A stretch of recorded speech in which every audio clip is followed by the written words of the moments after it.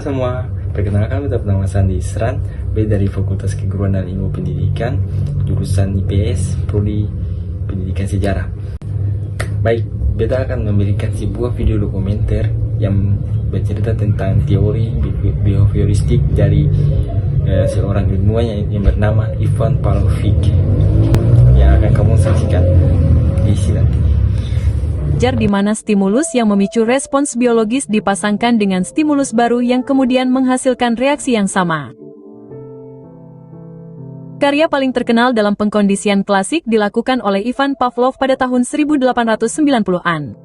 Selama masa ini, Pavlov melakukan banyak penelitian seputar proses pencernaan anjing. Suatu hari selama penelitiannya, Pavlov memperhatikan bahwa anjing-anjing itu mulai mengeluarkan air liur di hadapan teknisi yang biasanya memberi mereka makan. Ia bertanya-tanya apakah teknisi itu merupakan pemicu yang merangsang respons yang terkait dengan makanan. Untuk mengetahuinya, ia membuat eksperimen yang memungkinkannya mengukur produksi air liur anjing. Pertama, ia menyajikan makanan anjing. Kemudian ia menyajikan makanan sambil memainkan suara metronom dan mengulangi proses tersebut beberapa kali. Terakhir, ia menyingkirkan makanan dan hanya memainkan metronom. Anjing-anjing itu mulai mengeluarkan air liur sebagai respons terhadap metronom saja. Pavlov menyimpulkan bahwa jika stimulus baru hadir saat anjing diberi makanan, maka stimulus itu menjadi terkait dengan makanan dan menyebabkan air liur dengan sendirinya. Ketika menerbitkan temuannya, Pavlov menyebut makanan sebagai stimulus tak terkondisi karena efeknya pada anjing tidak dipelajari. Sebaliknya, makanan memicu respons tak terkondisi yang terjadi secara alami dan sepenuhnya di luar kendali anjing. Metronom pada awalnya merupakan stimulus netral. Melalui proses pemasangan berulang dengan makanan, anjing belajar menghubungkan keduanya. Ini berarti stimulus netral menjadi stimulus terkondisi dan respons terhadap stimulus tersebut menjadi respons terkondisi. Ia juga melaporkan bahwa satu pembelajaran terjadi paling cepat ketika interval antara suara dan munculnya makanan pendek.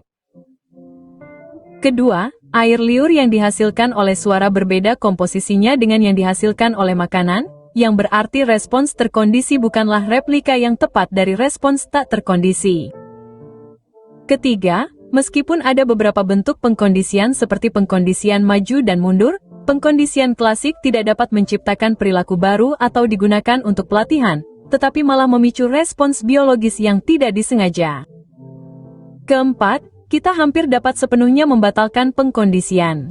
Ini terjadi melalui kepunahan ketika kita berulang kali menghadirkan stimulus terkondisi tanpa adanya stimulus tak terkondisi. Jadi apa yang terjadi di dalam otak? Ketika seekor anjing melihat makanan, sinyal dari mata dan hidung merangsang otak yang mengaktifkan kelenjar ludah untuk mengeluarkan air liur guna membantu anjing mencerna makanan. Ketika seekor anjing mendengar suara, telinga mengirimkan sinyal ke otak yang mencatatnya tetapi tidak memiliki alasan untuk mengaktifkan apapun. Ketika dua proses neurologis yang berbeda diaktifkan secara bersamaan, koneksi sinaptik baru terjadi antara stimulus pendengaran dan respons perilaku. Seiring waktu, sinapsis ini diperkuat sehingga hanya dibutuhkan suara untuk mengaktifkan jalur yang mengarah ke air liur. Anda dapat mencoba latihan kelas yang populer ini. Ajaklah seorang teman, duduklah, dan rileks selama 2 menit. Kemudian biarkan pasangan Anda memeriksa dan mencatat denyut nadi Anda. Pasangan Anda kemudian akan mengetuk pensil di meja 5 kali. Tepat setelah itu, berdirilah dan lompatlah dengan satu kaki selama 30 detik, lalu periksa denyut nadi Anda lagi. Ulangi prosedur ini 4 kali, mintalah pasangan Anda untuk mencatat semua data. Setelah rileks untuk kelima kalinya, pasangan Anda akan mengetuk pensil 5 kali seperti biasa. Sekarang, alih-alih bangun untuk latihan Anda, cukup periksa denyut nadi Anda. Jika pengondisian berhasil, denyut nadi Anda akan meningkat bahkan tanpa melakukan latihan. Bagaimana menurut Anda, apakah pengondisian klasik selalu berhasil? Jika demikian, apakah iklan merupakan bentuk manipulasi mental? Dan haruskah kita membatasi iklan di ruang publik?